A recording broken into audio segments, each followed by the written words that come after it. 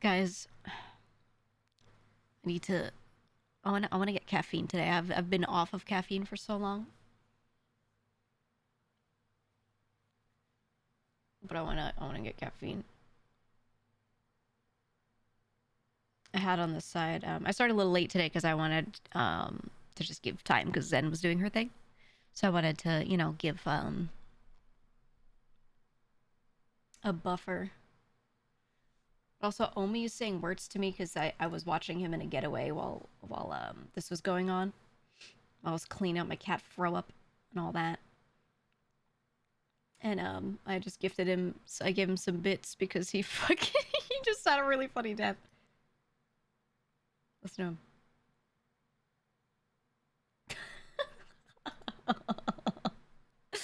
We have grapple guns in GTA and you can grapple up, but you can't really grapple down. So he was doing a getaway on foot and he's like grappling up to get away and he gets away and it's great, but then he realizes he's on a building with no way to get down. So yeah, he was being Spider-Man and he got away and everyone in just chats like W W W, and then he has to try to figure out how to get down and he falls onto a lower part of the roof and he's just dead on the roof right now trying to figure out what to do. Oh, it's funny. It's so funny. I always drop into friends' streams and like say hi like right before I start my stream. Just I like to like say hi, be present, So I was doing my rounds, and then while I was checking he's Spider-Manning. I was like, what the fuck is going on? So I waited to see if he got out or not, and he didn't. So I gave some bits. Oh, it's so funny.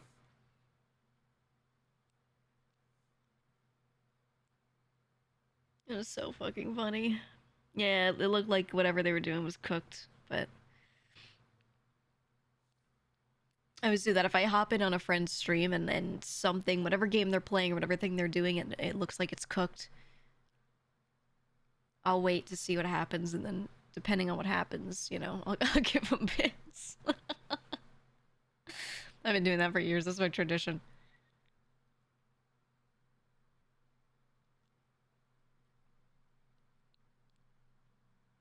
I mostly do it to like smaller friends too, where I can. I check to just see if they succeed a thing, and if they don't, I give them bits.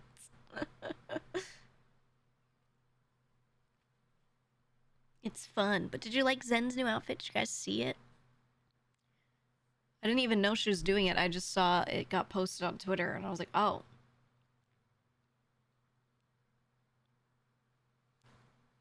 So I waited a little to start stream. I was like, okay, I'll get buffer.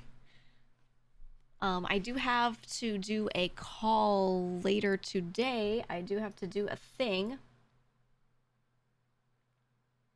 Let me actually check on the time on that. So I can't do a long stream today. Actually, no, it's not even gonna be that short, if I'm being honest. My call isn't until 9. It's like 4:30 now. It's really not that short. I've been streaming so often, up to like 7 to 9 hours, that I'm making it sound like, yeah, like 5 hours is short. That's actually a very normal stream. It's actually long in some people's book. So.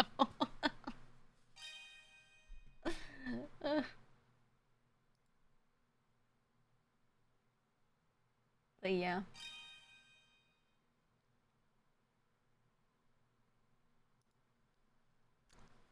You're streaming a lot of hours every day. Yeah, I just... If I'm having fun, if I'm having a good time, I'll just stay on. And I've been really, really efficient recently. With getting certain things done outside of stream. Also, I did my debut, so a lot of the extra work I was getting done before is out of the way for right now. It's a kind of quiet period where I don't have too much to do. I will very soon, but things are like closed out for right now, so I can just chill and streaming game a little more. Why the switch of stream days? Really simple. Really simple, was just events. Events going on certain days. Um, that's all. I don't mind switching stream days around.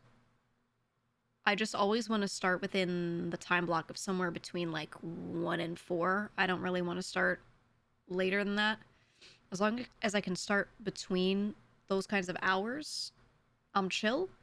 And then so long as I could stream kind of the number of hours I want to within the week, I'm chill with that too.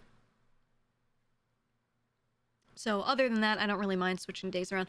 I do know some people don't expect me to do certain days, so it's like it's always been lighter on Fridays and Saturdays for me because I never do them, and people are just not used to that. Whatever, you know, like that's fine. But overall, yeah, I just as long as I get my hours in, I'm chilling, and I'm staying mostly like close to the slot I usually stream in. I don't mind. I don't mind at all.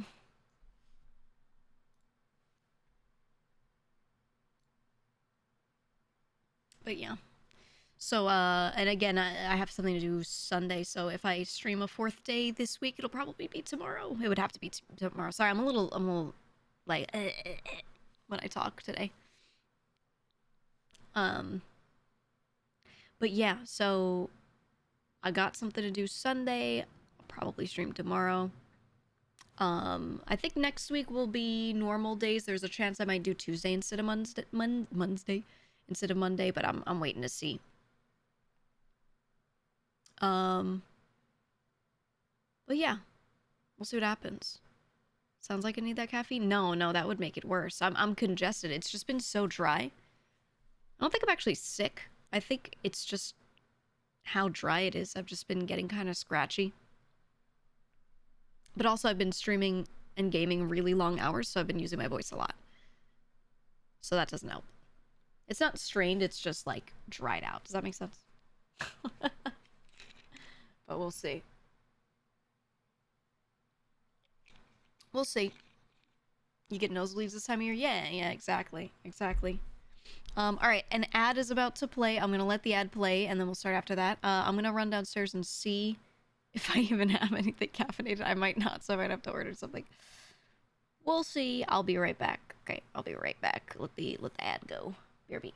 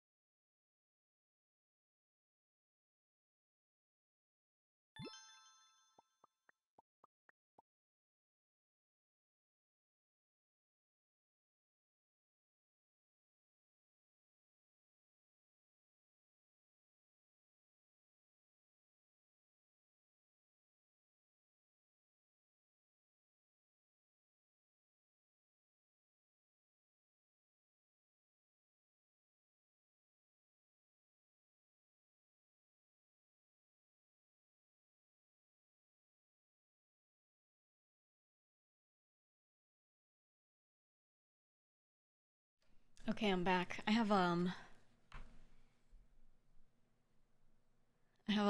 pile of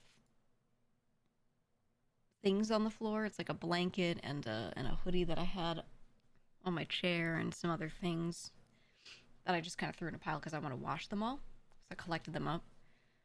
I did this yesterday and then turned around like I put it down, looked at my computer, turned around 10 seconds later, and Wolfie was like nesting in it. Like, he was kneading it and laying down in it and getting in there, you know? I was like, okay. So I've just kind of left it there. I'm gonna wait until he gets tired of it. He loves it. I can't possibly, I can't. I have to leave it there, you know? TTS is broke? Oh, shit. Let me reload it. It usually just needs me to close it and reopen. Sometimes I have that stuff set up so early. Like, I was expecting to stream earlier today, so I had everything open since 1. And sometimes if I leave it open for that long and I don't actually start stream, I start later, for some reason, like, the connection doesn't go. So sometimes I have to reopen it.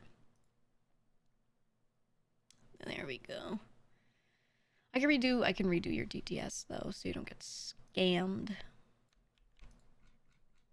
Let me see what this is supposed to sound like.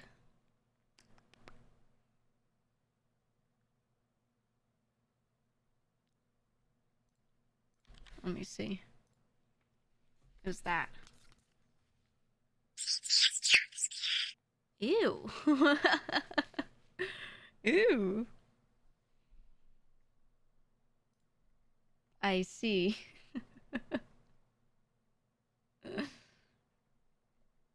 I see. Hold on, let me look at this very long question. You saw a clip about legal things with ownership of models and designs. As someone starting from nothing, is this something I should worry about now, like getting a lawyer, creating a contract, etc., or should I just get something made and worry about it if I get consistent viewership or income?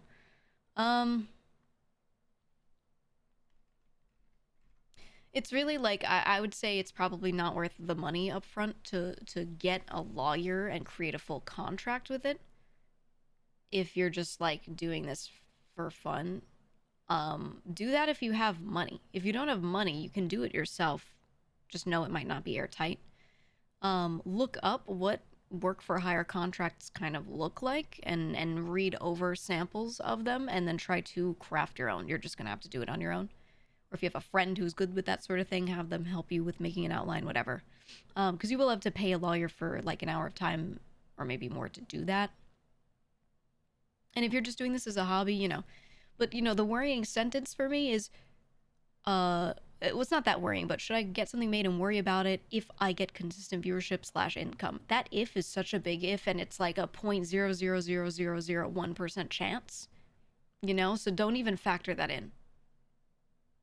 Like, literally don't. And you should never go into it thinking about that. You should think about that should it come up. You know what I mean? And if you want to prep for it right now, you just do your own agreement. You just say to your artist, you type it so it's in writing in DMs or wherever you're communicating with them, email, and you say, to be clear, I would like to, you know, own full rights over the design, the character, everything. Can you agree this is a work for hire agreement and not just a commission where you still retain ownership of the design or anything? And you know, most artists should be like, okay. Some of them might be like, what is work for hire? They get scared because they only know the word commission, you know? Like, they just don't know.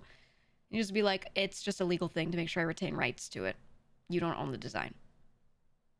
And just get it in writing like that. They don't need to sign a contract. You can just put it in your discussion somewhere. Keep archives of that discussion having happened, and that should be enough. Where should they ever come for you later, you can be like, hey, we agreed on this. You know, you don't have to get like a fancy document or anything. It's not necessary. It's just like it protects you.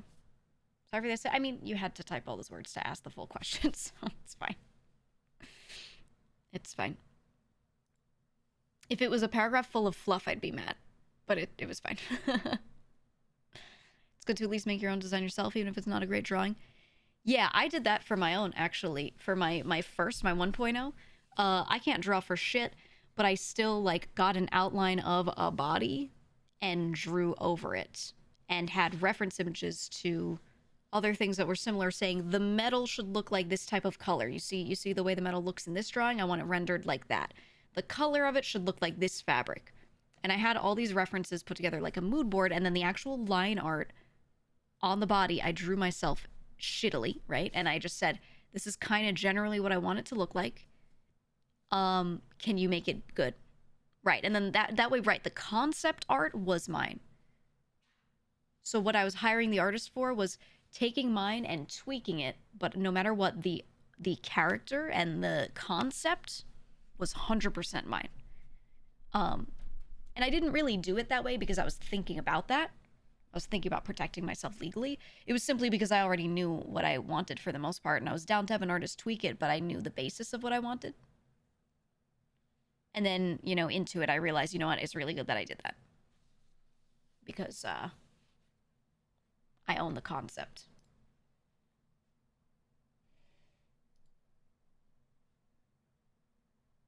But yeah. Just do what you can to make sure you own you. And that's it. That's it. Anyway, hello everybody. Sorry it took a minute. Cat moment. Cat moment.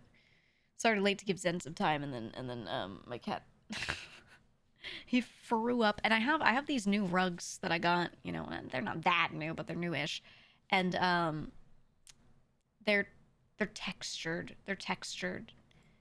So if he decides to throw up on the rug, it's not like a simple bit of flat carpet or what's it, like a hardwood floor area or anything. It's on this carpet that's very textured, so I have to like it's so annoying. It's really annoying to clean it up, but yeah. But I like the rug, so I'm gonna deal with it, whatever. Whatever. Yeah, they always go with the carpet. They do. I don't know if it's I assume it's because their instinct is to throw up on soft ground so they could cover it or something. And then when they're in a house, there's tile, there's wood, and then ooh, some sort of rug, right? That feels more like something like grass almost to throw up on, right? Something like that. I don't know. I assume it's something like that. I don't really know. It's just my guess. But yeah. You need the steam spot cleaner. Yeah, I'm gonna get one. I'm gonna get one. I was thinking about that the other day. So far, I've been pretty lucky in that I've been able to clean things before they stain. But I don't know. This rug is like gray and black and white and a lot of mottled colors. So if it does get stained, like you'd never see it. That's kind of why I bought it. I kind of knew. But yeah, I need a cleaner. I want to write it down actually. I'm gonna order it tonight. I'm gonna order it tonight. But yeah, I do need the spot steam cleaner. Because it's just they're cats, you know? It happens often enough. Can't avoid it. Can't avoid it. Get tonight. Hire a maid. I hate allowing people in my home. I don't let people in my home except for like family. I have friends and stuff that can come in, but like people that I don't know, I hate it. When there is someone doing work on something, I like to hover, you know. I hated being in apartments because maintenance people would just come in and just be there, and some places they were allowed to do that if you weren't home, and I hated that so much. So I'd make sure I was home on days that they scheduled stuff. We've even had times where in the past I've had people come in while I was streaming. I told them like, you know, hey, come in at this time, and they would just like straight up not even knock on the door while it's closed, open the door and knock and go maintenance. Hate that. Hate that. And then I wouldn't really let them just do their thing. I'd have to like pause the stream. I'd have to sit there because I want to hover, you know. They've been doing that too. You'd punch them. They contractually they were allowed to. In my last place, they were allowed to. So fuck that, dude. Hated that so much. Hated that so much. But yeah. It's against the law in Germany. It's just based off of your own contract with your place in the US. It's really like some places will just have it in their terms that they're allowed to do that. Because the thing is, I get it from their perspective, from the apartment building's perspective.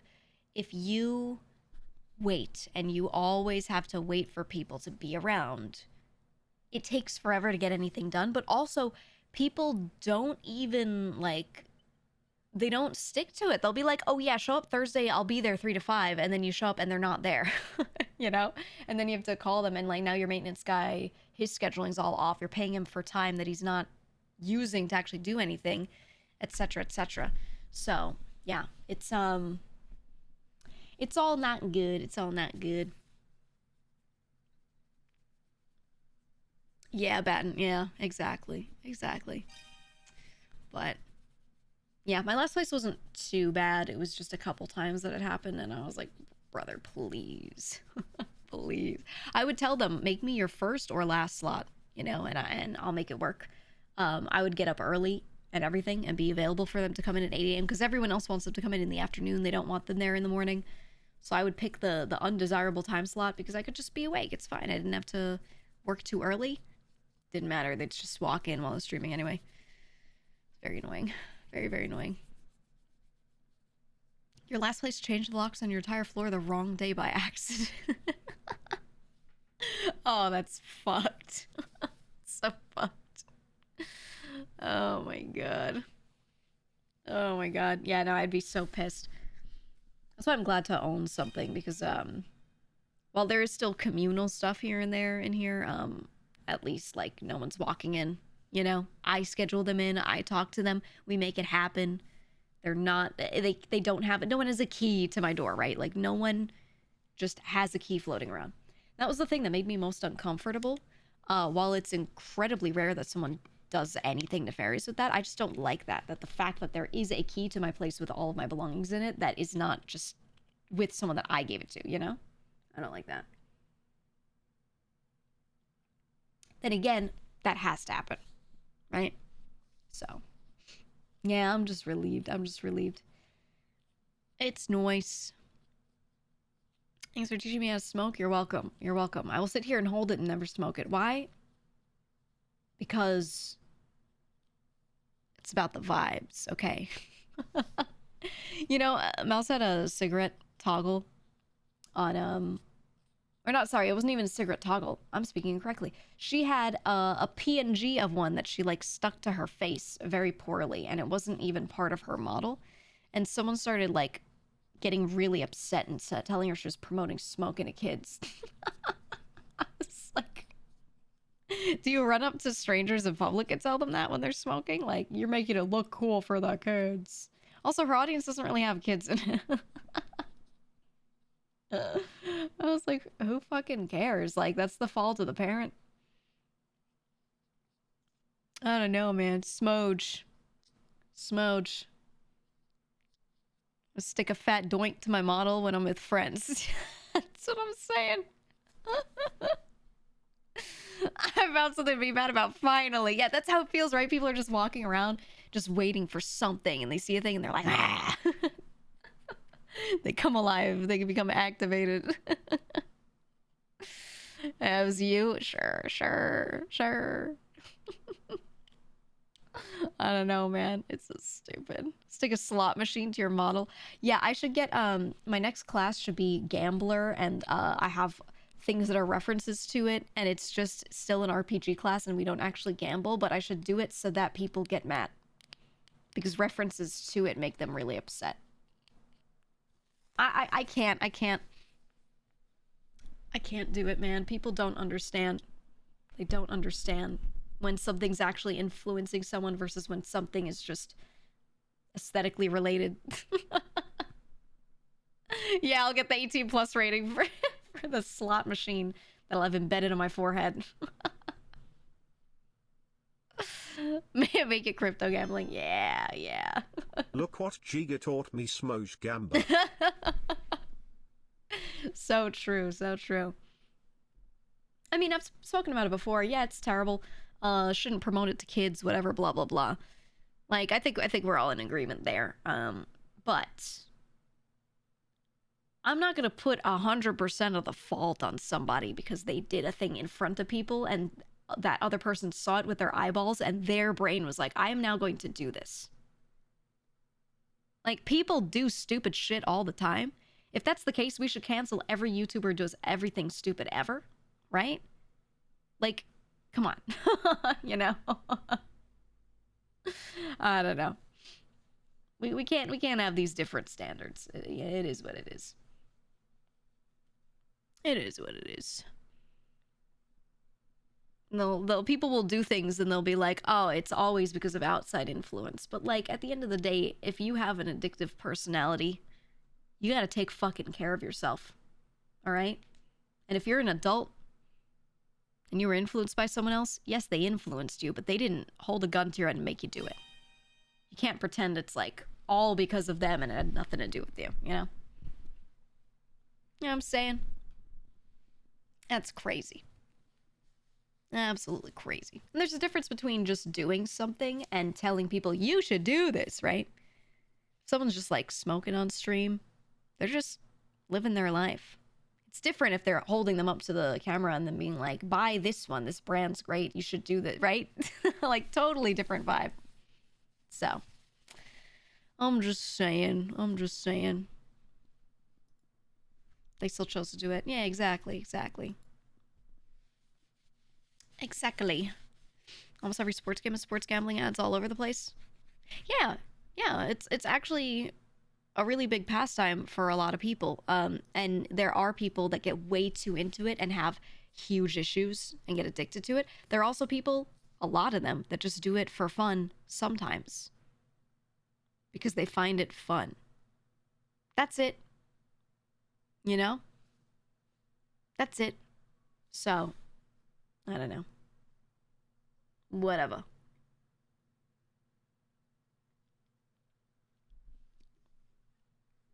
They legalized it in the Netherlands not too long ago. Now every sport's sponsored by a gambling website. It's a huge industry. It's very big money-wise, so I don't really blame people for, you know, getting involved. You just have to think about what extent you're getting involved to and how much are you just doing a thing versus how much are you like really shilling a thing, right? It's a spectrum of how much you're actually pushing people to do it. And you just have to figure out realistically where are you on that and are you okay with that? You know? That's just how it is. In the 90s, the big stink was over using cartoon character mascots at SIGs. Yeah, but also like those were associated with kids watching them. Something like this, a streamer. There are a lot of kids and a lot of adults that watch streamers. You curate your community. My community is pretty curated that almost everyone's 18 plus, and if someone's under, they just don't say it. If we see them, we usually snipe them if they let us know, you know? So, it is what it is. There aren't really many kids who come in here and want to hear me talk about, grocery shopping and shit, so. You're subjective to gambling. Yeah, exactly right. Like, you just gotta know yourself and take care of yourself.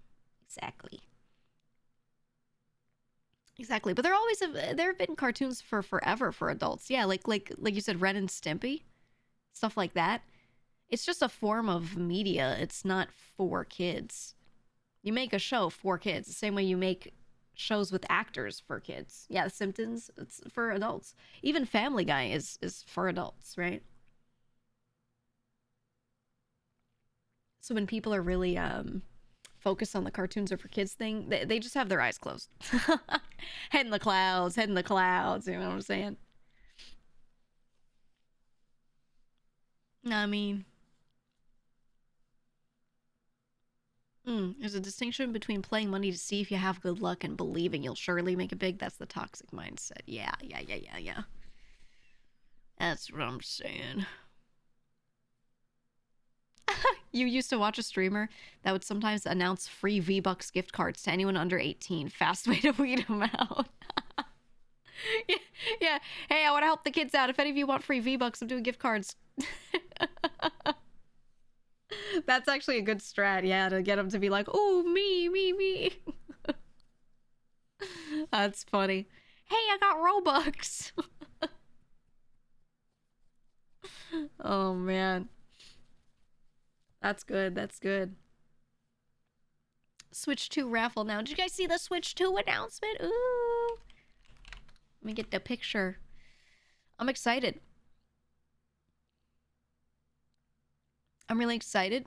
It looks like it's very similar to the Switch, which is why it's named Switch 2. Which makes me happy because I kind of feel like it's a design that they didn't need to change too much. Looks like this. So they took the colored Joy-Cons and instead made them black by default, and the accent colors on the inside a little bit. Which I like. It's low-key. I do think it makes it look a little too much like the Steam Deck or any of the competitors like that. Yeah, it is larger. It looks like the screen size is a bit bigger, which is great because I guess they looked at people and realized a lot of them play it handheld. I'm hoping this means we get a really solid processor. Yeah, better hardware, all of that, to the point where, you know, it works just as well as playing it on TV. I don't really want there to be a difference. I play so much handheld. So, you know, I would like that. The connectors, yeah, we'll see. I mean, yeah, it looks like, you can see on the inside of the case of the Switch there's a little black rectangle in the middle. There's a connector, and it's like this magnetic attachment, and that's the actual, looks like the inside of cartridge with proper contacts that need to attach to get the Joy-Con on there. I think that is so much better than the slide-on, slide-off design, because the slide-on, slide-off would wear down very easily, and people would break them constantly. So this one, it scares me, but I'm sure that they've spent a lot of time making that work. So I'm freaking out about the connector. Guys, it's Nintendo. You know that they do everything they possibly can to make sure that kids can drop all of their products a billion times. The DS was like crazy indestructible compared to other handhelds, you know? So I think it'll be fine. Now, can you break everything? Yes, you can break anything, but like, it's Nintendo. You know that they test shit by throwing it off the roof to make sure if a kid throws their shit out the window of a car, it's still good, right? So I think we'll be okay. I think we'll be all right. I have faith. I do like that it's just bigger. I think the current size of the Switch is really nice. But with how much I play handheld, I do find myself like just wishing for a bigger screen, straight up. It does seem like it'll still be really light though. It's not really it's still thin, which is great because I have a Steam Deck and that thing is fucking heavy, okay? And it's not that I pick it up and I go, oh, I can't carry it. It's just that when you're playing games for a long time, you The Wii notice controller was so strong you could wing one through a wall and it would still work. Don't ask how I know. Yeah, no, they make their stuff like baby proof. Okay? Baby proof. So, but yeah, I'm excited. I want a new Splatoon. I don't know if they'll do Splatoon 4, but I want Splatoon 4. It looks like in the teaser they had a new Mario Kart. Obviously, I want a new Mario Kart. I want them to release a new Animal Crossing with it. I think a lot of people want that. I think they need that. I want Metroid Prime 4. Yeah, I hope it's a launch title. I don't know if they'll do that, but I want Metroid Prime 4 really badly. I think that would be a great way to do it. There will definitely be a new 3D Mario. They will never not do that. I don't know, we'll see. We'll have cartridges. So they definitely have a cartridge slot, and they said it will be backwards compatible. I'm going to assume that they'll do the same thing they did with the 3DS, where they had DS games that went into that slot, and then they added a notch to the newer ones, so you couldn't put them in the old one and accidentally break them, but they would still fit into the new one as well. I assume they will just add the weird plastic nub, because that honestly, that strat always worked just fine. So, we'll see. Praying for Diddy Kong Racing. Oh, I wish, but anything that's like officially Rareware is kind of, it's tough. That's tough. Fell off Animal Crossing with the crafting and breaking tools. Yeah, I really liked the last one. I thought some things about it lacked soul. I hate saying that, but it lacked soul of the old games. It's really true that it did, because the character personalities all being samey, not as many unique voice lines or voice lines dialogue. Um, it did feel bare bones. I felt like it was too easy to build up your village. You could go and trade things to other people, and everyone was like power leveling their friends, basically. I disliked the terraforming too. I didn't like that. I thought it made sense to allow some amount of it, but the way they did it and made it completely customizable, it made it so that so many people made their islands very unnatural. Very unnatural. And I never changed my island around to the point where it looked like man-made like that. I just worked with what I had, and all I did was move a couple staircases around because some villagers lived like way too close to them. And that was it. I really didn't do much because I liked it feeling like I was working with living what in the place I had. But I didn't understand why the island was so small. Why was it so small? Right? This is a newer game. We could have so much. I felt like there wasn't much to put on the island besides people's houses, too. All of the furniture being outside, too. I felt like they should have a distinction between outdoor and indoor furniture. I don't know. It was a good concept, but I didn't like the execution. I still played it. I still had fun with it at the end of the day, but I don't know. Yeah, no froggy chair. Chair. Can you believe that? Okay, crazy. Absolutely insane. Hi, Milky. You tried Stacklands yesterday? Isn't it so good?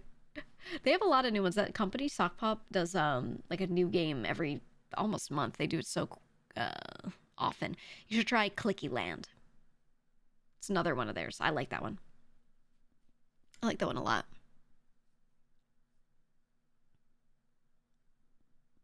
Yeah, they gave the option to customize it all. I think they could have peeled back. So I think terraforming could have been allowed, but it should have been something as simple as a couple of options that you choose between. You know, hey, I wanna flatten out this area. Okay, do you want it to look like this? Yes or no, right? And they don't let you do it yourself. I don't know. A lot of the things people did with their islands were really creative and cool, whatever. But they made these like showpiece islands that could never change. You know what I'm saying? So I didn't like that. I didn't like that. But it was the villagers for me mostly. It was the villagers and the I felt like there was a lack of progression. Like there was nothing to do. Your shop would get upgraded over time a little bit, but it still didn't like feel like there was much. I don't know. They should add more in the future. We'll see. Yeah, Froggy Chair was added with the DLC, but when they dropped, they didn't have it. And a lot of people were upset. They were upset. They were like, no Froggy Chair, what do you mean? It did show up later, but I remember opening the game and immediately being like, can I get the Froggy Chair? And finding out I couldn't, and I was so sad. Should have been objectives and just events with each villager. Yeah, I agree. I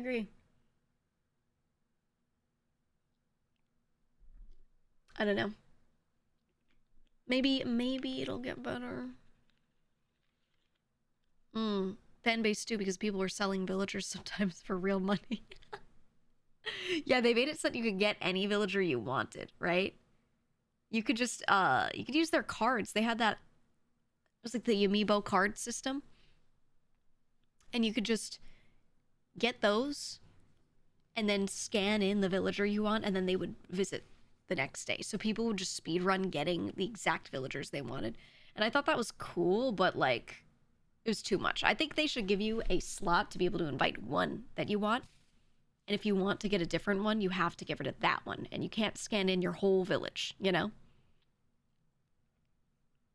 That seems crazy to me. You got the Sanrio ones? Yeah, it's cute. Yeah, I like the special ones.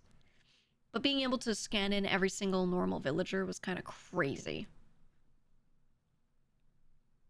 You have to have a diversity of personality types. Yeah, I had 2 villagers, and they were both peppy. They were both the peppy type, and they all just said the exact same things as each other, and it actually made it feel so surreal. I had to get rid of one of them. I had to have a mix of one of each, because having 2 villagers live near each other that say the same thing felt so like, I was like, I don't like this. That's what made it like lose a lot of the charm immediately, you know? Just had to. For people who grew up on the older games, it got them their old villagers before a new player could take away from seeing who shows up. Yeah, that's true. I don't know. Yeah, you mostly want Uchi or normal. Yeah, I actually liked just normal. Normal personality was actually really nice. Went back to New Leaf. Yeah, yeah. I don't know. Hopefully, I mean, I'm sure they've heard the feedback. I'm sure they've seen how much people really just did not like that. Yeah. We'll see. We'll see. Yeah, formulaic responses. All the dialogue was the same. It was all the same, man. You want a collectible SNES with working games? I think they are going to forgo stuff like that because they still have their emulators on the Switch. I agree, it would be nice, but I don't think they're concerned about it because they just have the emulators straight up. Lazy villagers are fun. Yeah, Lazy was always my favorite personality. I had a Biscuit. You know, Biscuit. It's a weird fucking dog.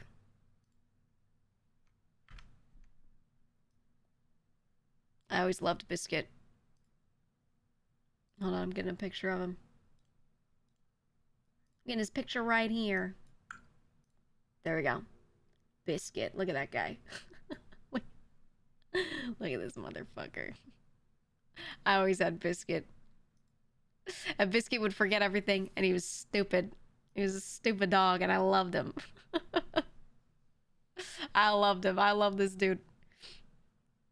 Yeah, no pants. He'd just walk around, and I'd be like, hey, what's going on? He'd be like, I found a bug, and I ate it. And I'd be like, yeah. Yes, you did. Yeah, Lazy was my favorite Animal Crossing personality. Lazy, and then just normal for the girls. Wonderful. Wonderful. Yeah, he was living his best life. I loved Biscuit. I don't know. I think I have confidence that they'll fix some stuff with the villagers having more quote unquote soul in the whatever next game they have. I think they will. I'm just worried that they'll keep the map small again. I don't like that. I wish the map were bigger. I wish we had a city or a town to go into. I think it would be really nice to have constant online play available if you want to play online, and then have people sort of the way in Splatoon you walk around and you see players but they're not actively playing. You're just hooked up to the internet so you can see like the people walking around, and then they have like a player card or something. I think they should implement something like that. So if you go to quote unquote town, you see other player characters walking around, right? I think it would be nice. Make it so you can do stuff together. Yeah, that was the other thing, right? When people visited your island, they just disabled like most stuff that you could do. And they'd be like, oh, someone's visiting. So the only thing you could do with your friends was sit there and like fish together, show them, like you could let them in your house and they could walk around. And that was it. And I was like, this isn't really like playing together like that, you know? So, I don't know. I think they just need more mechanics too. We have bug catching and we have fishing. They added diving. We need more stuff. Like when you compare it to things like Stardew, etc. Stuff like proper farming, whatever. Maybe plant care, bonsai, you know, whatever it is. I think we just need more stuff to do. The fact that they really haven't added much besides diving, which is basically just fishing, for the longest time. Shooting star farming, yeah, that was such a simple thing and that existed for a while. I think they just need more. They need more. I don't know. You have mini games to play together in New Leaf? Yeah. They're probably going to keep making it a collectathon. That's true. They did do that to Pokemon. They did. I think for Pokemon it makes sense because of the merchandise aspect and all that, but I don't know. There's more that could be done, I think. It's just a lack of mechanics. A big lack of mechanics. Rock, paper, scissors. Yeah. My cat's here. Hi, Lucky. He's been better with getting on my desk a little less and getting on the thing next to me more. He's been better at it. Stardew mentioned, yeah. I actively hate Stardew. Mechanically, I think it's a good game. I hate the way it looks, so I hate playing it.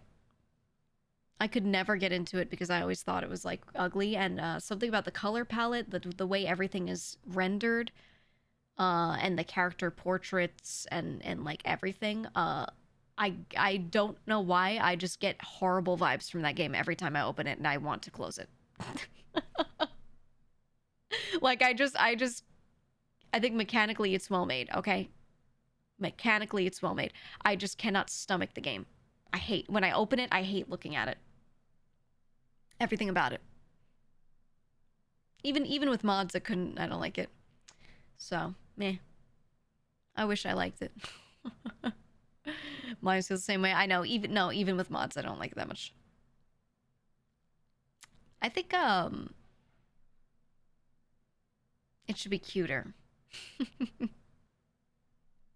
If it looked cute, the way a lot of Harvest Moon games looked, Story of Seasons as it is nowadays, a lot of Rune Factories especially, I think that would have made it a little better, but whatever. I know they're must reskin everything. I still don't like a lot of them. Fields of Mystria, I played a little bit. It was good. I fell off of it. Plain and simple. I thought it was good. I just felt, my problem with those kinds of games is usually that I don't like the characters. I really don't like the characters. The writing on them, the personalities, the designs. If I don't, like, really feel like, if I don't really feel like I like the characters, or at least some of them, I can't get into it. Because that's the whole thing, is like, you play the game, you farm, and you interact with the people, right? It's like a huge chunk. So, I don't know. For me, yeah, I don't love it. I don't love it. You like how Stardew leans less into the cutesy side? I'm not saying it has to be cute. I just aesthetically nicer. I just think it's ugly.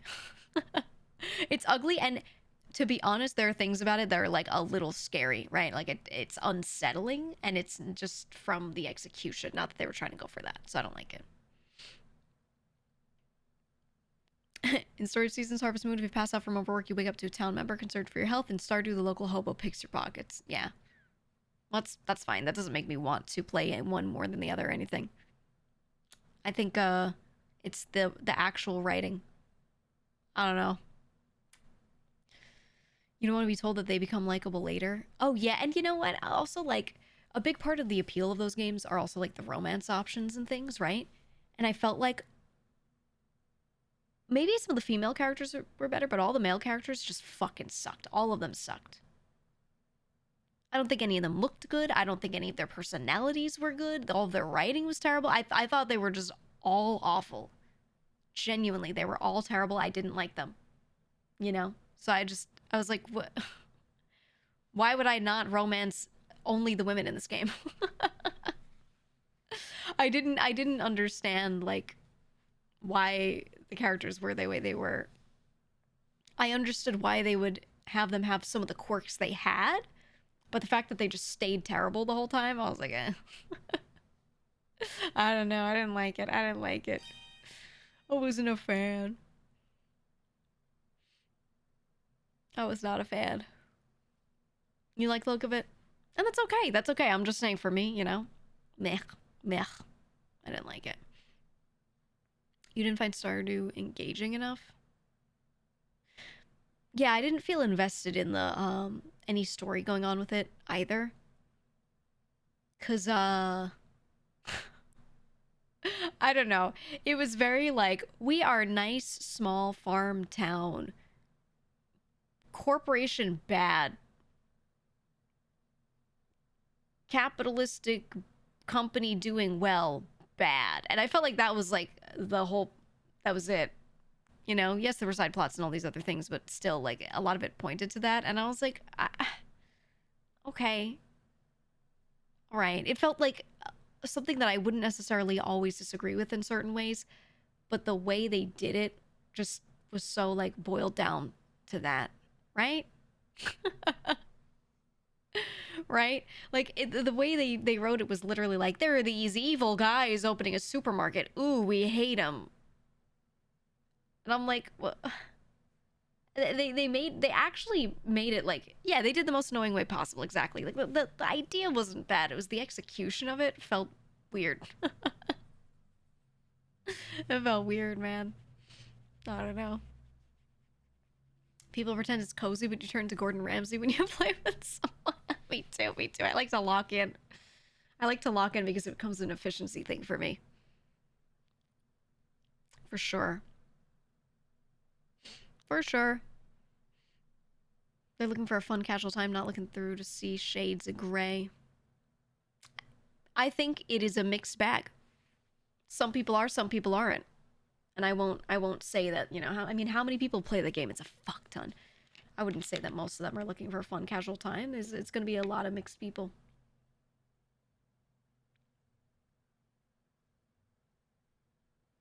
Ugh, I'm trying to stay ultra hydrated today. Ugh.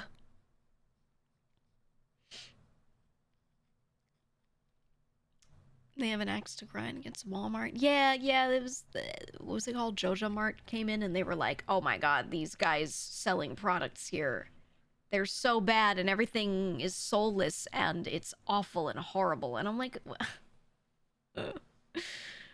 it's so much more nuanced than this. I don't know. I don't know. I don't know. It's a Hallmark movie, kinda. Yeah. That's a good way to put it, right? Felt very shallow, very surface level. I don't know. You couldn't play it because you felt like you weren't doing enough within the small time frame you were given, stressed you out. Yeah, there was a lot to do. I mean, the point was that they wanted the game to be long haul. So I think maybe in the beginning you feel like that, but over time it gets a lot better. It does. It does. You played lots of Harvest Moon 64 as a kid, and Stardew seemed to do more. I would like a game that's like that, something like Stardew, but it does the same thing that Animal Crossing does, where it just works on a real clock, a real time frame. So you wake up in the morning, you tend your crops, you can do things at any pace you want at any time, and then you go to bed and you do it the next day. I think a lot of people like to play games like that, like Stardew, and they like to get like a max win run kind of thing. But I would like something that you could just like it's slow on purpose, right? It purposefully slows you down so you can relax and pace it, go hang out with the villagers more. Like a job? No, like Animal Crossing. Like Animal Crossing, you know, things take longer time, it's slow on purpose, and you're meant to pop in and out. Yeah, but Farmville sucked. A good game though. Yeah, no. I think I agree with the timing thing. Because it made me feel like, okay, I'm a gamer, right? So I want to start maximizing. I want to start min-maxing. So I start running around and planning my optimal route, and I don't sit there and just enjoy the game. Does that make sense? So, I don't know. I think it's good to just give yourself time, and that's literally what Animal Crossing is all about, right? There's not too much to do. You can get your dailies done in, you know, a good amount of playtime, and then after that, you're just walking around, hanging out with the villagers, fish a little, do cute stuff with cute characters. Yay! So I think more games should think about the lifestyle, right? The overall lifestyle. Was a farming sim that Square put out? Oh, Harvestella. I played that. It was a game that didn't seem to know what it was. Like, the story was pretty good. I think the story was well written, but is it a farming sim? Not really. It was like it had elements of it, but it didn't lean that hard into it. Okay, does it have RPG elements? Yes, but it doesn't lean that hard into that either. It just felt like it was in the middle of all those things, and it didn't force itself to spec into one thing, you know, hard enough. And so because of that, I just felt like I was barely doing anything. Very surface level in all of those. So it was okay. It was a cool idea, but the execution, you know, Wasn't that great? Wasn't that great? I wish it were better because the story actually was good. It was good.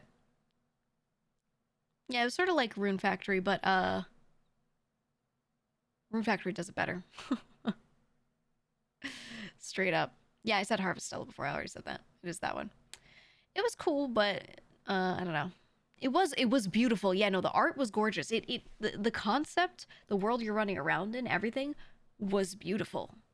Straight up. It looked great. It just, when you actually play it, it was okay. Let me get a screenshot of the game. I mean, it was nice. It was just a whole lot of nothing. It was a whole lot of nothing. And it was for, Nintendo Switch, so it didn't really like have the greatest graphics, but compared to a lot of other farming kind of games, having one that's in a proper fantasy setting, look at that. Right? It's like a little simplified because it needed to be on Switch, but overall, I liked that it wasn't another top-down one, right? You're running around properly in a 3D environment. All the character designs were very Final Fantasy, so it's kind of like if you're playing 14, everyone looks gorgeous, whatever. It was nice, but yeah, it just felt like it was trying to do everything a little bit instead of something a lot. So I didn't love it. I didn't love it. I tried. I really did. I tried. The wait all day aspect of Animal Crossing is what kept you away. Yeah, it's not for everyone. I do just think a lot of people benefit from having some time, some more time to just talk to villagers, hang out with them. I like if a game gives you more wiggle room so you can finish all your stuff for the day and then have time to run around and talk to people or choose maybe to end the day, go to bed early and end the day, right? I think games like Stardew don't give you that. You feel like you can never get everything done and you have to choose between getting work done and making money to progress your farm or talking to villagers. Like there's straight up no reason to talk to people a lot of the time, you know? So I think that's what I don't like about it. Mainly as far as like the mechanics go. Just felt so rushed all the time. And if it's supposed to be a quote unquote cozy game, I don't want to feel rushed. Yeah, you get a penalty if you don't talk to them. Yeah. So you end up like, if you start trying to become friends with one of them, you have to keep talking to them and you have to keep that up, otherwise it gets worse. And that's kind of. I don't like that. I don't know. More of a Persona guy. Yeah. Harvestella was a lot of different things, but yeah, felt a bit aimless. You did run your little potion shop and stuff. There were things you could do that were nice, but it took so long to get there. It took so long to get there, so I didn't love it. Made me feel that with Three Houses. I got a bone to pick with Modern Fire Emblem too. I feel like they keep giving you a lot to do, and that's cool, but they're overcooking so hard on a lot of things they shouldn't be overcooking on, in my opinion. And I'm a big fan of a lot of games from the series, so a lot of early ones, especially OG Fire Emblem. The Sacred Stones was one of my favorites.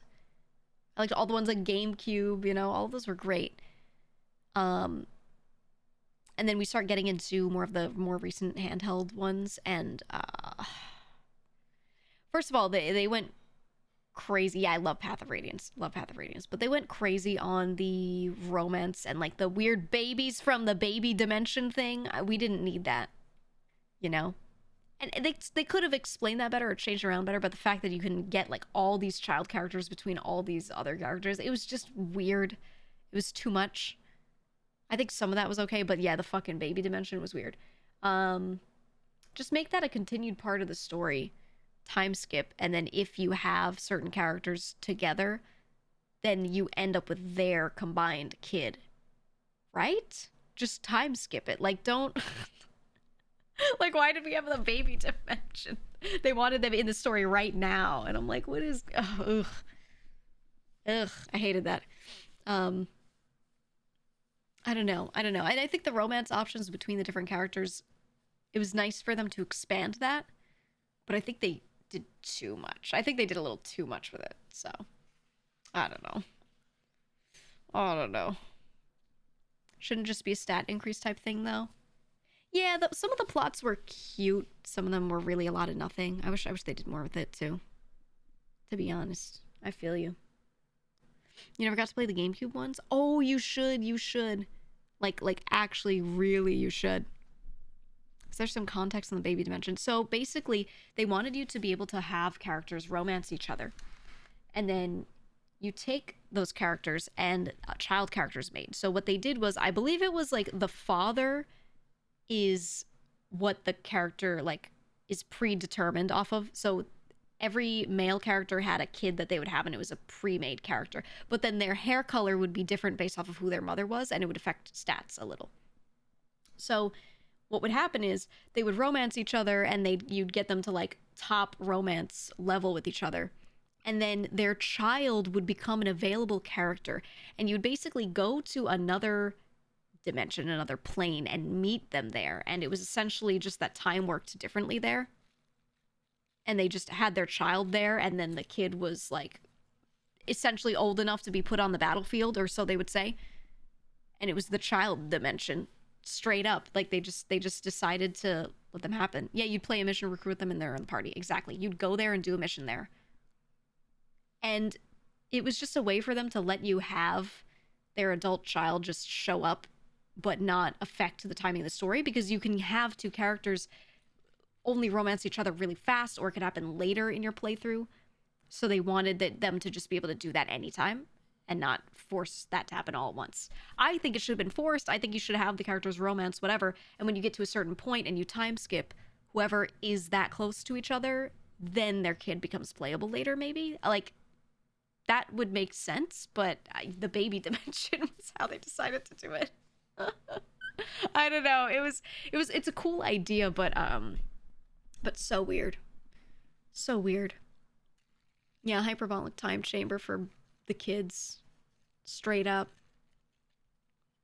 I just think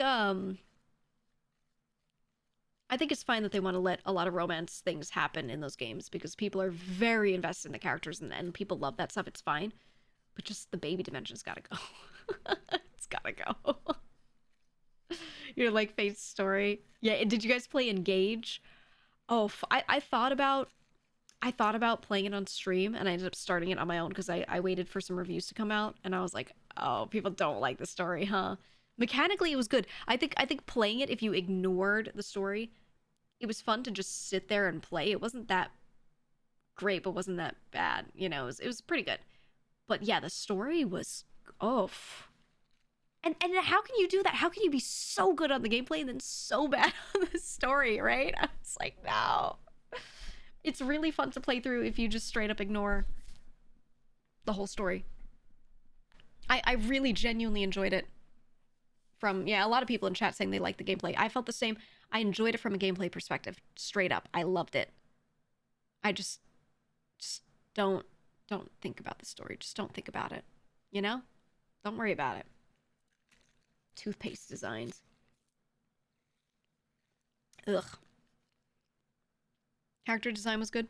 Actually, I liked the design. I think the colors were weird. But overall, the choices made in the design, I liked. And I liked the artist that they chose. What was their name? Picasso? What was their name? I know the artist. They've done some VTuber. Mika Picasso, thank you. Yeah. They're really good. I just think, I think the toothpaste hair was a little jarring. It was a little shocking. You don't think it was egregious like Fate's? Yeah, I think Fate's story was actually worse. It was just, yeah, Engage just felt like, is this a Fire Emblem game or just some RPG? Like if I had ChatGPT write me an RPG plot, you know? That's kind of how it felt, right? The characters didn't really have much to them either. So I don't know. So I feel like they're getting closer to having a good Fire Emblem game in that they're figuring out the mechanics a bit better. The gameplay in the last one, again, was incredible. Just that story, man. That story was just not it. Fates gave you Camilla. Can you guess which character I married in Fates?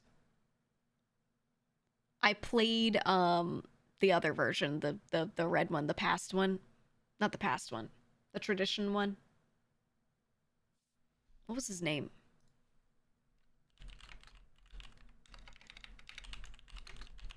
Hold on, hold on.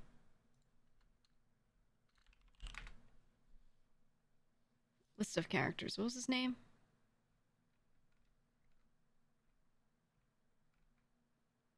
Big bro. Hold on, hold on. No, I did, I married Takumi. The archer. Not Ryoma. I hated his hair. I thought he looked stupid. He looked like a lobster. And everyone on the internet, like, hated him so much. And I was like, actually, when he likes you, though, he's pretty great. He's actually pretty nice. He was a nice dude, alright? He was a nice guy. Yeah, you did nothing wrong. Hi, Alfie. Hi. How are you? How was stream? I was just talking about who I married in Fire Emblem Fates. Who did you guys, if you played that game, which character did you marry? I was talking about how much I've been not liking some of the recent stories in those games, but liking a lot of the gameplay. Camilla. Felicia. Felicia's a great one. Yeah. I married Takumi. I did. Wait, he's I think he did nothing wrong. I think he did nothing wrong. He got a bad rap. Oh, Silas? Yeah. Yeah, he was pretty good. He was pretty good.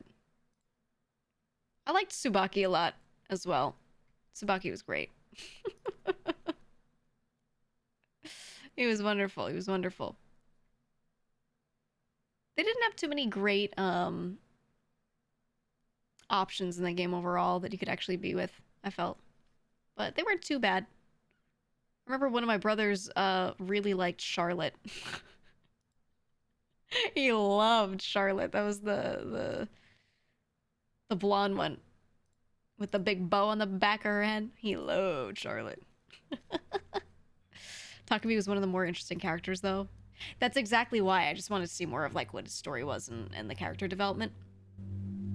Yeah, go bitch, Alfie, go bitch. Good night. But I thought he was pretty good. He was pretty good. His character development was interesting. It was. I don't know. I think in that game, or those games, the two of them, I think they were really good with giving you characters that were interesting when it came to the siblings, but then when it came to characters outside of the siblings, a lot of them were really one note. Like really, really, really one note. And they should have done better there, I think. They should have done better. That's just me. That's just my thought, but I don't know. I actually really liked Anna in that game. I love that they always bring Anna back. I thought Anna looked really good in that game. Like her design was just really great. I think my favorite character was Jacob. Though Jacob was my favorite character overall. The butler. I thought he was wonderful. He was wonderful. Hi, Volpix. You like a big cast to pick from? Yeah. I think some of the games when they have a smaller cast, it's cool that you get more writing per character, but I don't know. I do like the bigger cast. But then I feel like I have to play through multiple times to actually get more just more story out of them. I don't know. I think I did 2 playthroughs because I had both games, and so I married Takumi in one and then Jacob in the other, I'm pretty sure. Yeah, I did. I didn't like any of the others like that. They weren't good enough. I didn't. Big cast gives you FOMO. Yeah, I start doing multiple playthroughs, but that's the point. Like, I think it's a good thing to want to do that. I don't know. I don't know. They felt one note and engaged too.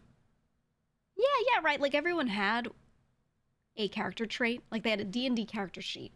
And it'd be like, likes, candy. And then all they would do would be talking about how they liked candy.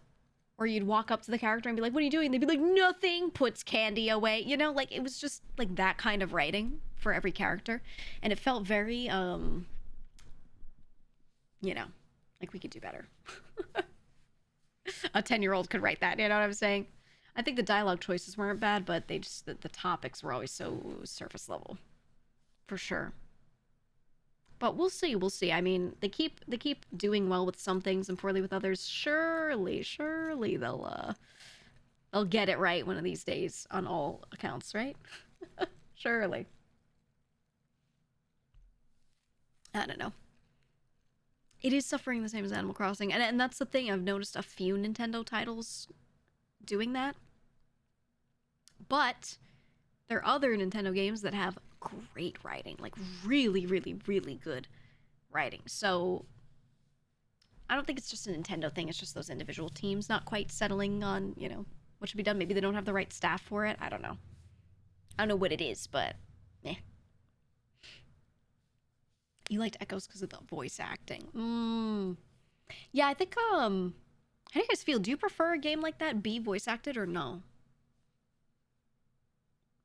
Because the old Fire Emblem games were not voice acted. But do you prefer them being voice acted or meh? You're fine with either? I think I like the voice acting, but some roles have been a little like not right, or they would play the character pretty well, but occasionally certain lines they'd be like, get stabbed, guh, you know, and they would just go guh. Like sometimes I was like, a little cheesy, but overall pretty good. You take a game with 60% more writing and no voice acting? I agree. Yeah, I'd rather if the trade-off were that I could have no voice acting but get more writing, I would take that. I just don't know that would, you know, that would actually be what happens. But I feel the same, yeah. Yeah. You like, even if it has bad voice acting, you still like it because it adds so much? Yeah, I think, it depends on the voice. It depends on the voice for me. For sure. But then again, if the writing is bad and someone's voice acting it, sometimes that makes it funnier, right? Which makes you like it more.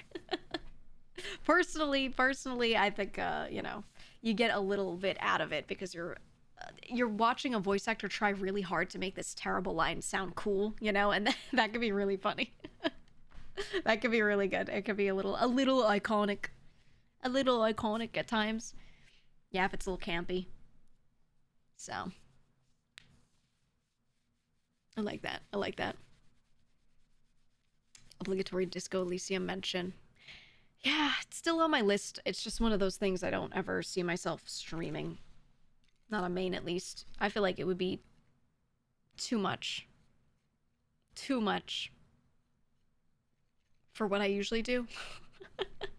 Way too much. Oh, please do not eat the weeds. Wouldn't have hit as hard without you having a VA. You're so right. You're not wrong. Dimitri's Mad Boar arc is goated. I loved Dimitri. I went Team Blue just to get punished Dimitri later. I did.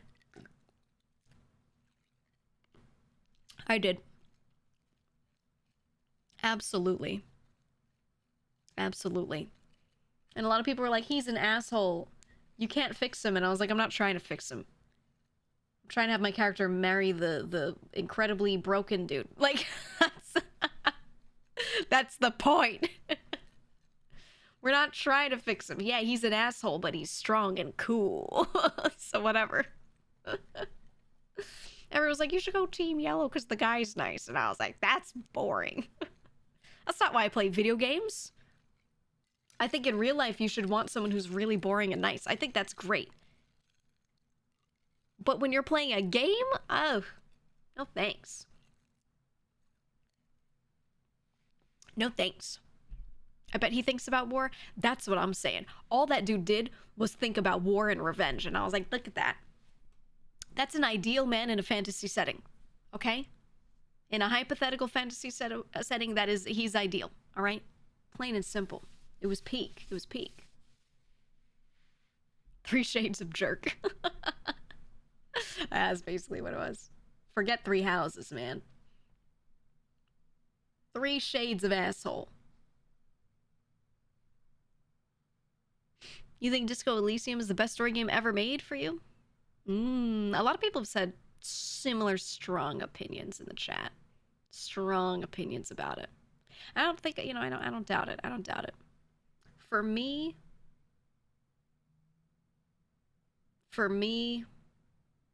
Lost Odyssey.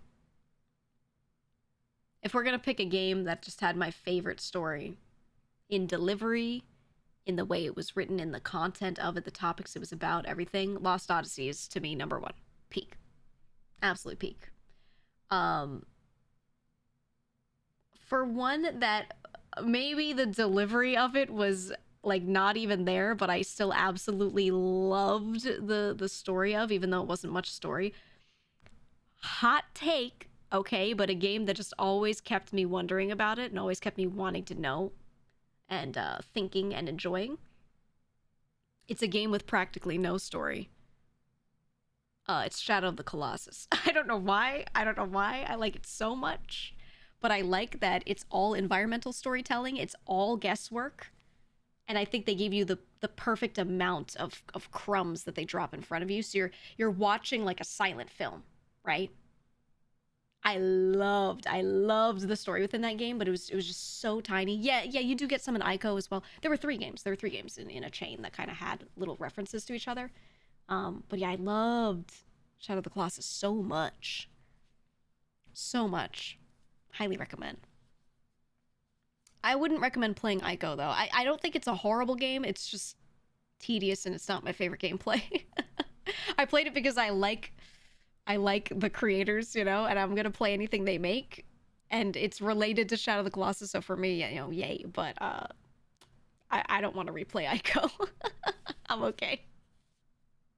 Yeah, it was literally escorts all the time. You go up to the character, grab the hand and run. Last Guardian was rough too, yeah. Yeah, it was similarly rough. I don't know.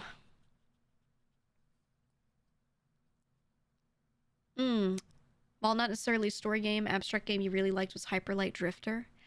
Oh, you know what we need to do? I've actually had this on my mind recently. I need to finish Solar Ash. The people that made Hyper Light Drifter, they made a game after that called Solar Ash that I was playing. Again, that one's also a little abstract, but has a little more direct writing in it. I love the story in that game. And it's abstract, kind of the way Drifter was a little. It's great. It's incredible. It's really good, really good. And it does not have nearly as many reviews or people having played it as their previous title, because I just don't think they had the marketing budget for it. And even if I look at it right now, let me go find on Steam, see how many reviews it's got. Very positive, released 2022. It's got like just over 1,000 reviews. This game was just it was made by Heart Machine, same devs. It was published by Annapurna, huge, well, at the time, huge publisher, and didn't get that many plays. And I went and played through most of it. I want to finish it. Really, really, really good so far. But the gameplay is very different. The gameplay is almost like a little bit of a speedrunning kind of thing. A little bit. So, I don't know. Who's your favorite Colossus? I like the later ones. I will say my most hated one is the fucking dog. Or is it a charging bull? Whatever it is. The one where you have to, it's charging around and you have to get up on things and jump down to it. You know what I'm talking about? There's that area with like, I want to call them pillars that you're standing on top of, like an old, broken down, crumbling area, and you have to jump down onto it. Firebowl, yeah, whatever you call it. That thing, ugh. You liked the bird.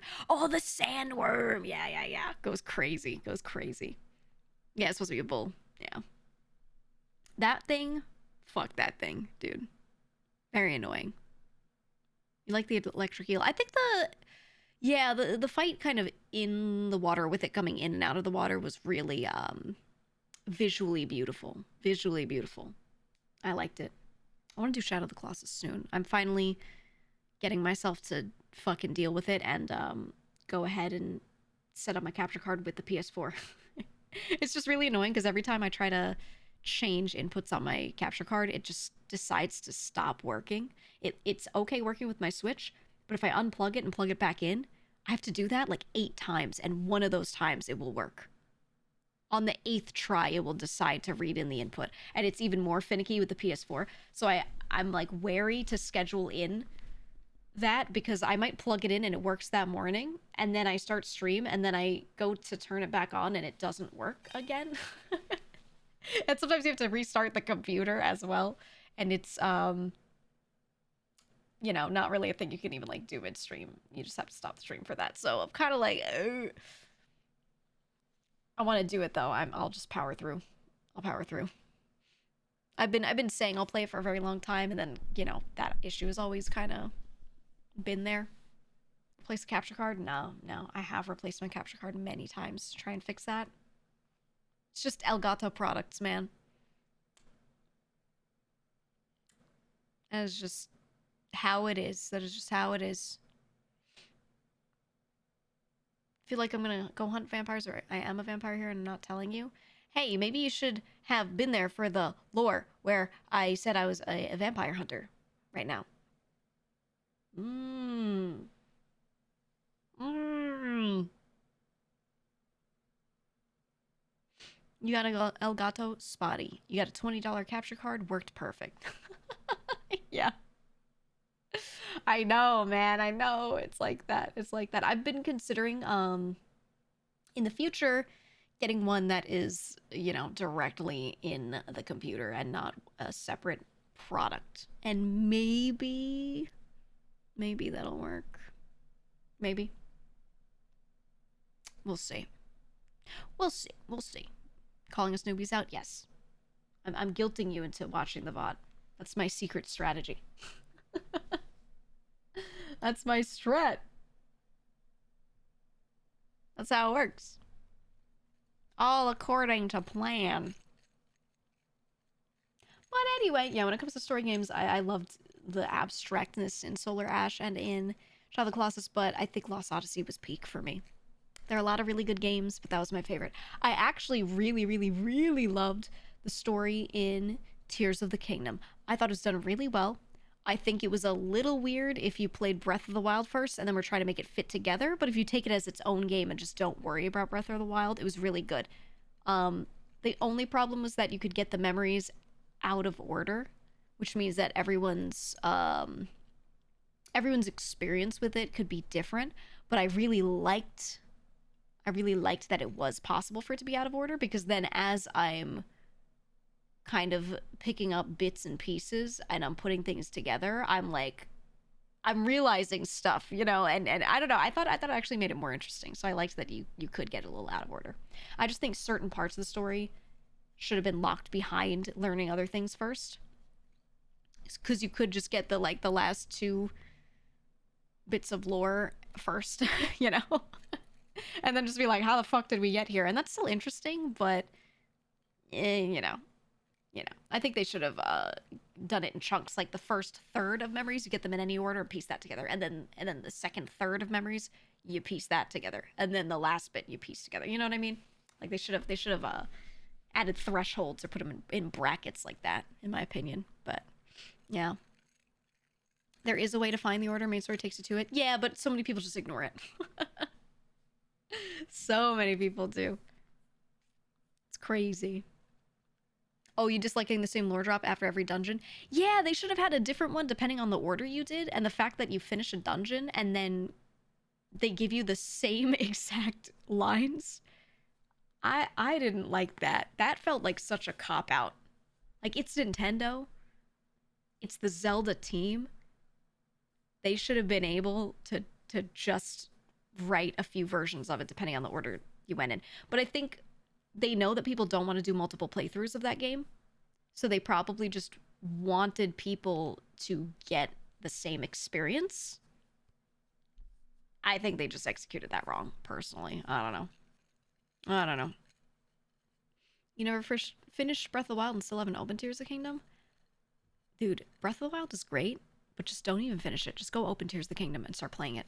It is so good. And take it as its own thing. It's a great Zelda game. No clue why people say the lore is bad. I think it's because they feel slighted because they were given lore in Breath of the Wild, and what they did was to make Tears of the Kingdom make sense as its own thing. They threw out some of the Breath of the Wild lore, or retconned a couple things, or just didn't mention it and covered it up. And a lot of time didn't really pass, so it felt like some stuff, for it to not still be on the map or not be there, felt a little weird to people. I don't think that's that big of a problem because I am able to just go, oh, I'm supposed to treat it as its own thing. Okay, and do that. But some people have a hard time with that and they freak the fuck out. But I think that's a them problem. You think they're playing Zelda games wrong if they're upset about the lore? Yeah, it's the people that care too much about the timeline and they have to put everything together, and if it doesn't make sense in their head, they just go ape shit, right? They just start like punching walls. Like, I don't get it. Take it as its own thing, and it's great. It's genuinely good. I think that was it for most of them. Some people may still have not liked the lore on its own, and that's okay. But I thought they had like that was one of my most favorite iterations of Ganondorf. He was so well written. He had so much personality. The same way I always complained that I didn't like that they got rid of his personality, and he should have been the way he was in like Wind Waker. They brought that back in that one. He was like a real guy, going from being a normal guy to being a really evil guy, because that's lore-wise how he's supposed to be. They kind of showed that in Wind Waker. They showed that in Ocarina of Time. You know, he's just a dude from the desert, and then you're like, oh my god, it's the prophecy coming true, and then he becomes like evil, and then he goes from being an evil guy to evil incarnate, right? They brought that back, and I thought that was really nice. And I don't know, it made me enjoy the game all the more, so. I'm just saying, it was really good. It was really good. And you should play it and take it as its own thing. Ganondorf is the best dwarf. Yeah. For sure. For sure. I like that. I don't know. I thought Breath of the Wild, they didn't have Ganondorf. They just had, like, the evil of Ganon. Calamity Ganon. That's cool, but I would have rathered he was a guy and then there was build up to that. But it just kind of all happened before you played the game. You know? Tears of the Kingdom was like, no. Here's the guy. Here's what happened. And they filled that in, and it made me like it a lot. So, I don't know. I don't want to spoil anything further, though. I mean, just go play it if you haven't. It was so good. The best part of that game was the... Dale. Oh my god, dude. The fucking people modding the cutscenes was so funny. So fucking funny. Oh, it was so good. No, I loved it. I loved it. I think my only problem with that game was when you went into an area that was really dark and really huge.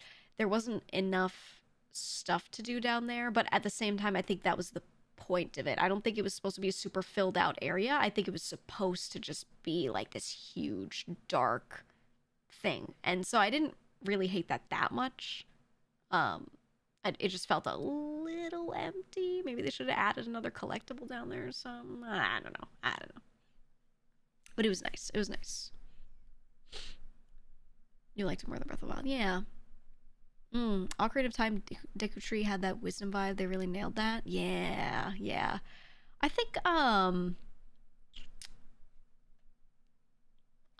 Tears of the Kingdom did a little better with including more characters to make the world feel more alive. Breath of the Wild did great with some of that, but it felt more disjointed. Each area was its own little ecosystem, and that was cool, but when you left it, that was it. I think Tears of the Kingdom kind of linked the people and what they're doing across areas a bit more.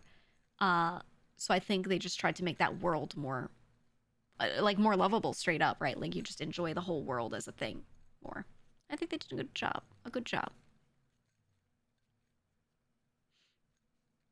Took you way too long to realize it was a mirror. Yeah. Yeah, very much so. It helps you get around. Helps you understand. You spent an afternoon unlocking the whole thing.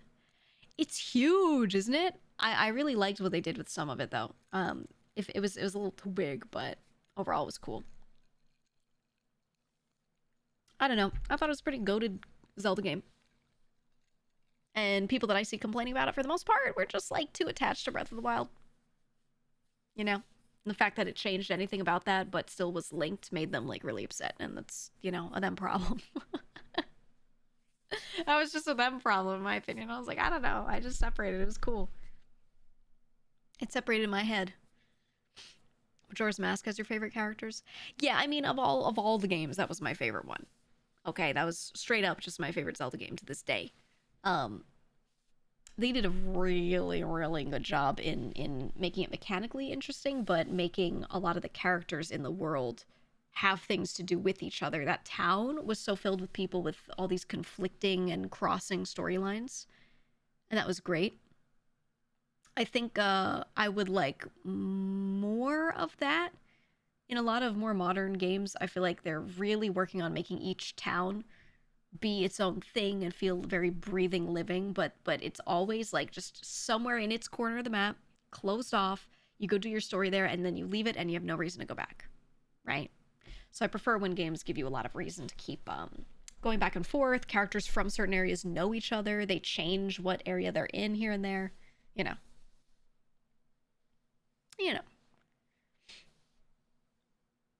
You think new Switch 2 also means new Zelda game?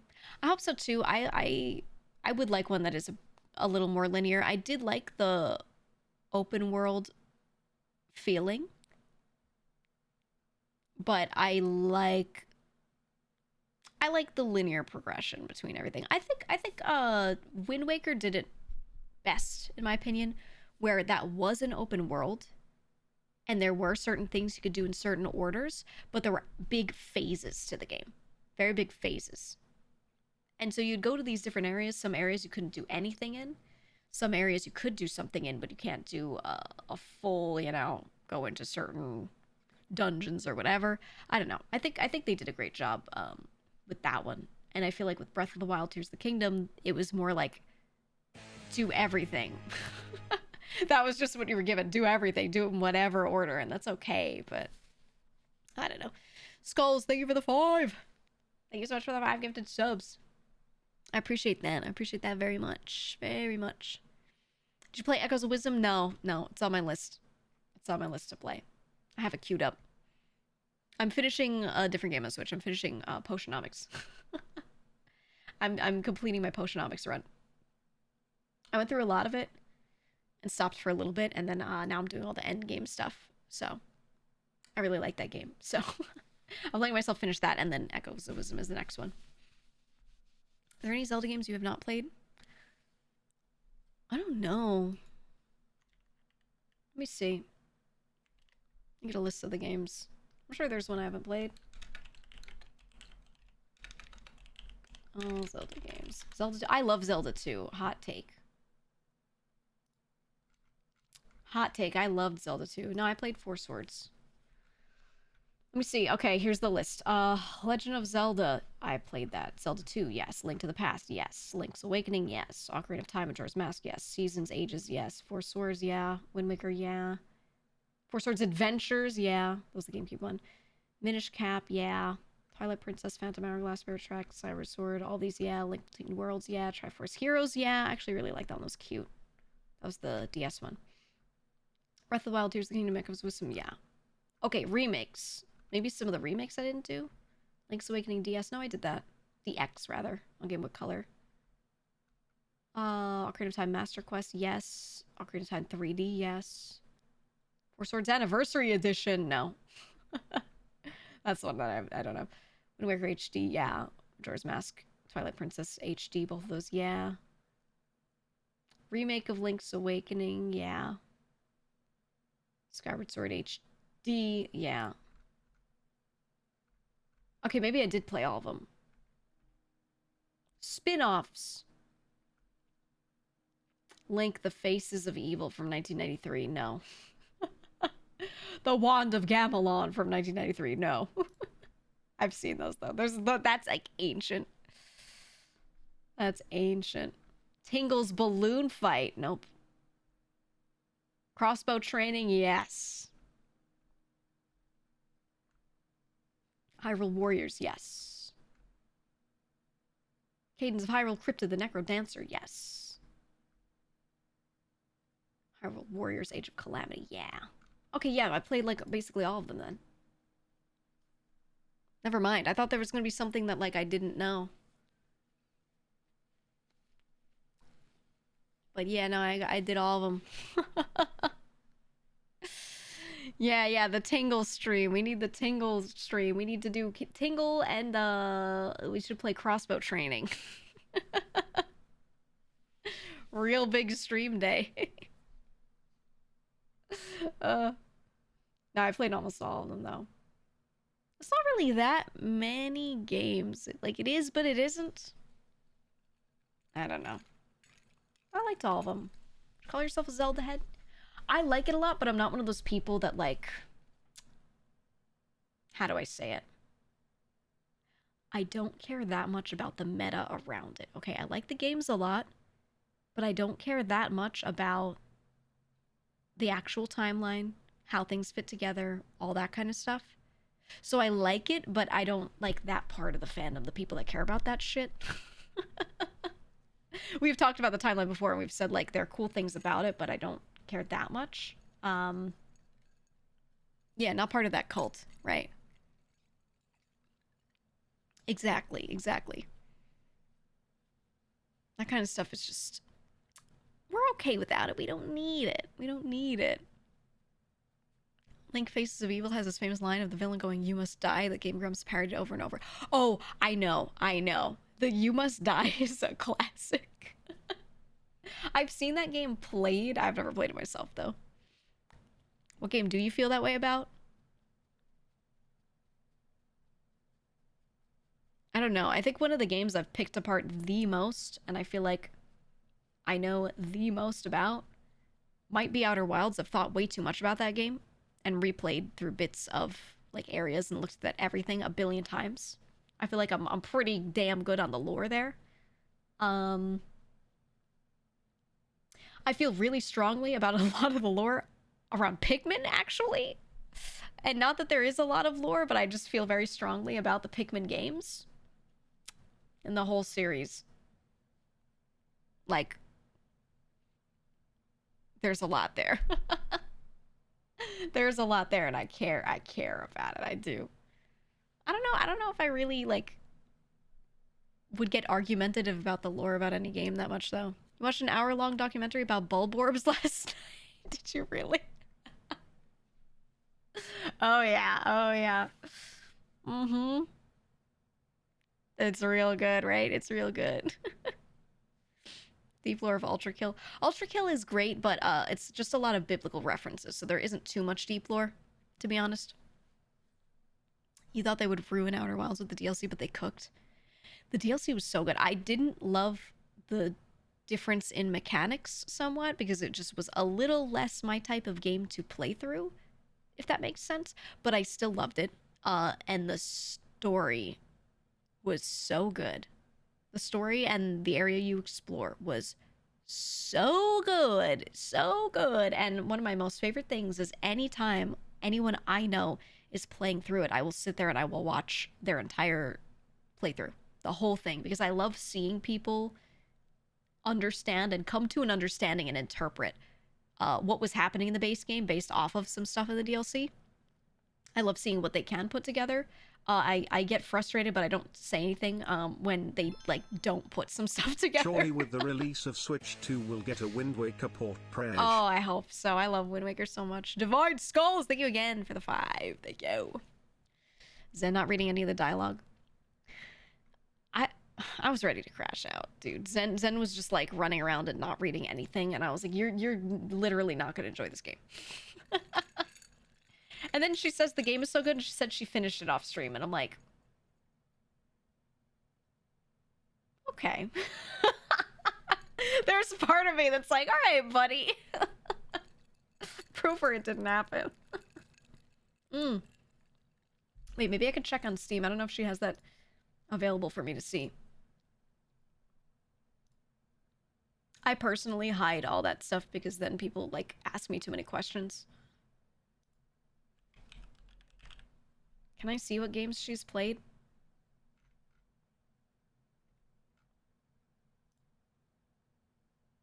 Hold on, let me see if I can. Can I search? Oh, I don't know if I can search. Oh, she started playing Hollow Knight at some point. She told me it was so good. She was like, it's so good you should play it, but she's played 4.6 hours of it. Keep playing it, said, please. I promise it's good. I promise it's really good, please. Please finish the game. It's funny. It's the Outer Wilds. She needs to play more Outer Wilds. She's like, that game is so good. It's 117 minutes. She has no achievements. 117 minutes in the game. There's no way, dude. There's no way. I'm gonna send her a screenshot right now. Hold on, hold on.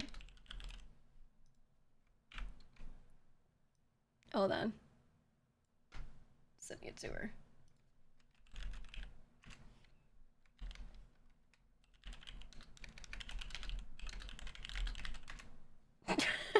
I sent her a screenshot of her profile, and it shows Outer Wilds total played 117 minutes, and I just said, finish the fucking game.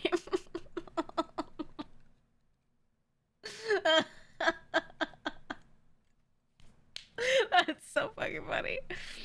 Oh, I'm gonna cry, dude. Oh my god. Finish the fucking game, dude. Oh.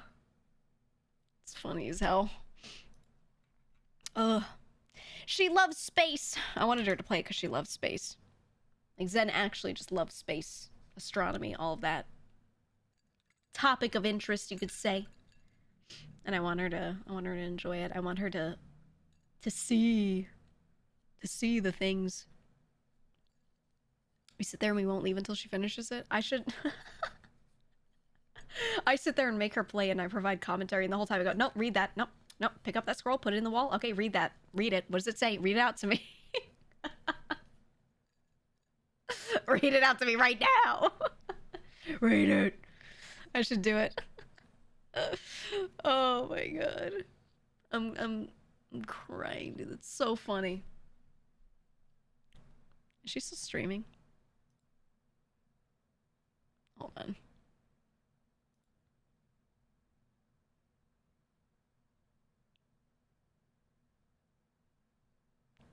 As soon as I click on it, I see. Oh, I can resub to her for 46 months. Okay. Resubbing right now? Check DMs.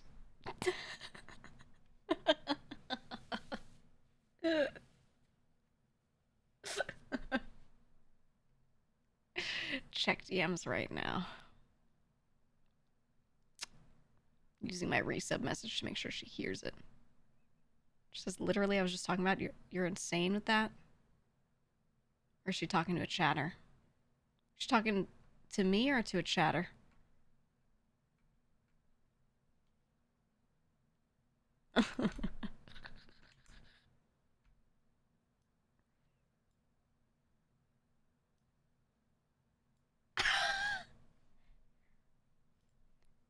You don't fucking get it because you only played it for 117 minutes, you stupid idiot.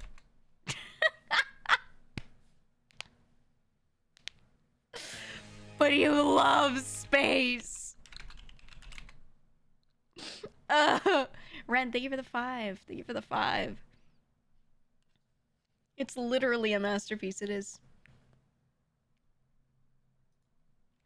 I will be waiting, watching, scoping, perceiving. Outer Wilds, period, with a period at the end. Holiday is great. Wonderful. But Outer Wilds it wins.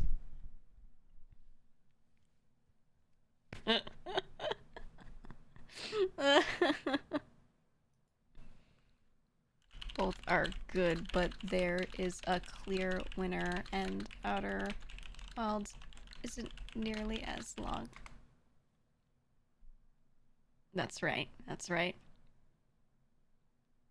Guys, I will champion this. I will make her play it.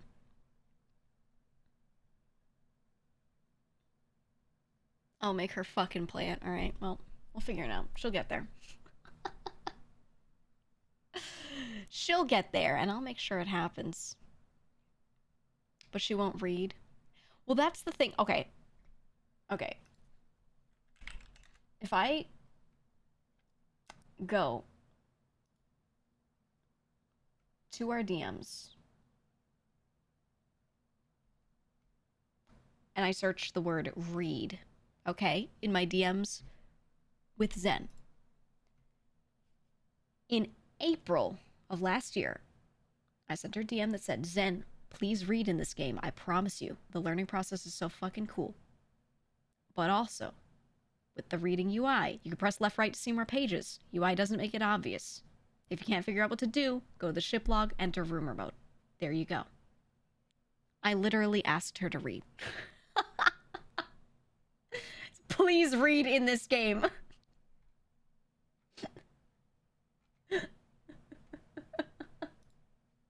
I was like, please fucking read. Randomly quiz her. I should watch the playthrough and then quiz her straight up. Now, what does that mean? When have you seen this name before?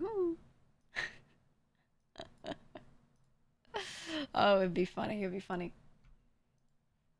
Anyway, we can keep talking. We can keep chatting. It's basically going to be a whole just chatting stream. But on the side, I need to fly around in Minecraft because I still need to look for coins for my Gimme Ghoul. They extended it so Monday is going to be the final fight. Because a lot of people like me are trying to get certain Pokemons trained up, and we need to go searching for things and spend time on stuff like getting relic coins, you know, instead of just power leveling the rest of the team, which I will do. They'll all be done in like a day. But yeah. So they added, they were like, let's give you the weekend as well, because I think they know. They know how much time some of that stuff is going to take us, so. Yeah. Yeah. How's the team coming along? Just fine. I have the base Pokemon that I need for a lot of things. There's one Pokemon that I just don't have entirely, and then I just need a lot of relic coins to get my Gimme Ghoul to be a Goldango. That's what I need. So, yeah, I just have to spend the time flying around to find those coins. And if I can get them, then I can do everything I want to do with my Goldango. Yeah, we need 999. I have collected so far, I think we're about halfway. And I realistically have not put that many hours into just flying around for the coins.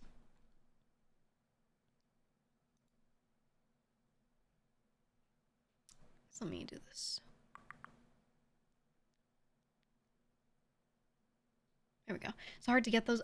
Yeah, there's a limited. So if you happen upon one of the towers that has Gimme Ghouls on it, apparently it's limited. And if someone got there first and they broke apart the little bags to get the coins, they're gone. So I have to keep going in directions I think other people haven't gone and trying to get them. It's limited, you know, so it's annoying. The map is big, but it does have a border somewhere. I'm sure that border's like really wide now and I probably don't have to worry about it, but it made it so that early on you really couldn't get a lot of these things.